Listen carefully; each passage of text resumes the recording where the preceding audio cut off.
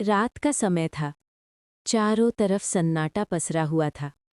हवा भी जैसे धीरे धीरे बह रही थी, मानो किसी अनहोनी की आहट दे रही हो। रिमझिम की आंखों में बेचैनी साफ दिखाई दे रही थी। उसके दिल में अजीब सा डर था, लेकिन साथ ही एक उम्मीद भी थी। तभी सामने खड़ी कविता ने ठंडी मुस्कान के साथ कहा, झूठ बोल रही हो तुम रिमझिम। तुम्हें क्या लगता है, जहां आज तक समीर किसी से नहीं हारा, वो अब भी बच जाएगा? रिमझिम की आंखें गुस्से से लाल हो गईं। हमारे समीर को कुछ नहीं हुआ है, वो जिंदा है और जरूर वापस आएंगे। कविता ने ताने मारते हुए कहा, जैसी तुम्हारी मर्जी, जो मानना है मान लो, लेकिन जब इस सदमे से बाहर आ जाओ ना, तो अपनी ये चूड़ियां तोड़ देना, क्योंकि अब तुम्हारा पति कभी वापस नहीं आएगा। इतना कहकर उसने अखबार का एक टुकड़ा रिमझिम के सामने फेंक दिया। उस अखबार में बड़े बड़े अक्षरों में लिखा था, स्वर्गीय समीर सिंह शेखावत। ये पढ़ते ही रिमझिम के हाथ कांपने लगे। नहीं, ऐसा नहीं हो सकता। मेरे समीर मुझे छोड़कर नहीं जा सकते। उसकी आंखों से आंसू बहने लगे, लेकिन उसके दिल में अभी भी उम्मीद बाकी थी।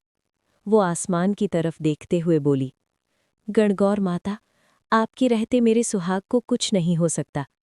आप एक सुहागन का विश्वास कभी टूटने नहीं देती। उधर रिमझिम मंदिर के सामने बैठी थी। उसने हाथ जोड़कर आंखें बंद कर ली। गणगौर माता, अगर मेरे समीर को कुछ हुआ ना, तो मैं जिंदगी भर आपके सामने हाथ नहीं जोड़ूंगी। उसकी आंखों से आंसू लगातार बह रहे थे, लेकिन उसके चेहरे पर विश्वास साफ दिखाई दे रहा था। मेरे पति बहुत बहादुर हैं, वो जिंदगी से हार नहीं सकते। और तभी एक चमत्कार हुआ। अस्पताल में अचानक मशीनों की आवाज तेज होने लगी। डॉक्टर चौंक गए। रुको, ये क्या हो रहा है? नर्स ने मॉनिटर की तरफ इशारा किया। सर, पल्स बढ़ रही है। डॉक्टर ने ध्यान से स्क्रीन देखी। वाइटल्स भी अपने आप स्टेबल हो रहे हैं। मैंने अपनी जिंदगी में ऐसा केस पहले कभी नहीं देखा। फिर डॉक्टर मुस्कुराते हुए बोले, ये एक चमत्कार है। समीर अब खतरे से बाहर है। लेकिन खतरा अभी खत्म नहीं हुआ था। उधर एक अंधेरी जगह में रिमझिम और दिया को कैद करके रखा गया था। एक औरत गुस्से में चिल्लाई, ए लड़की, रोना धोना बंद कर और जल्दी से तैयार हो जा। तुझे खरीदने के लिए बहुत बड़ा खरीदार आने वाला है।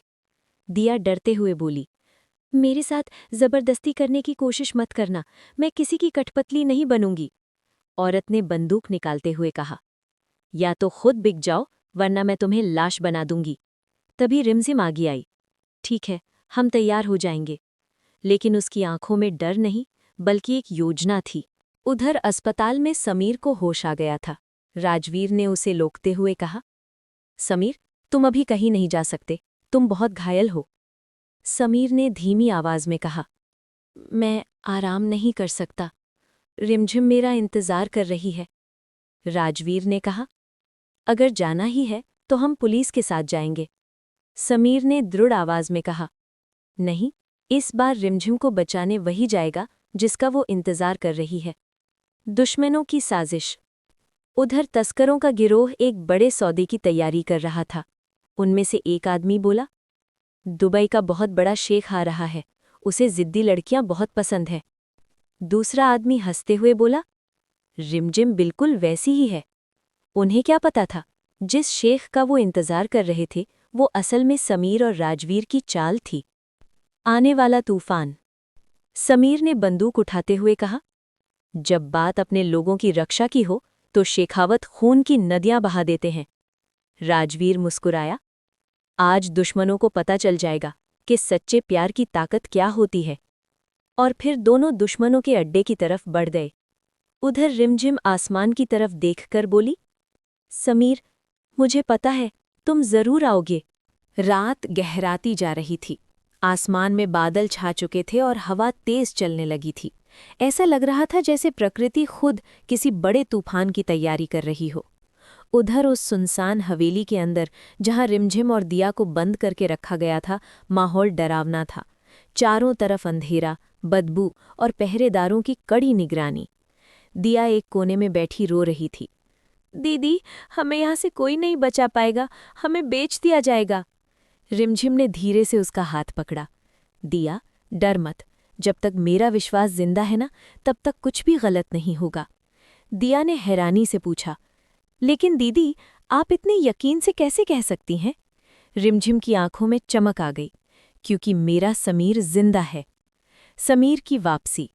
उधर अस्पताल के कमरे में राजवीर खिड़की के पास खड़ा था। उसके चेहरे पर चिंता साफ दिखाई दे रही थी। समीर धीरे धीरे उठने की कोशिश कर रहा था। राजवीर तुरंत उसके पास आया। समीर, तुम पागल हो गए हो क्या? अभी तुम्हारी हालत ठीक नहीं है। समीर ने दर्द सहते हुए कहा, मुझे जाना ही होगा राजवीर, मेरा इंतजार कर रही है रिमझिम। राजवीर ने गहरी सांस ली। तुम्हें पता भी है वहां कितना खतरा है? समीर की आंखों में आग थी। जब बात अपने लोगों की रक्षा की हो ना, तो शेखावत पीछे नहीं हटते। कुछ पल के लिए कमरे में खामोशी छा गई। फिर राजवीर मुस्कुराया, ठीक है, अगर लड़ाई लड़नी है तो हम दोनों साथ लड़ेंगे।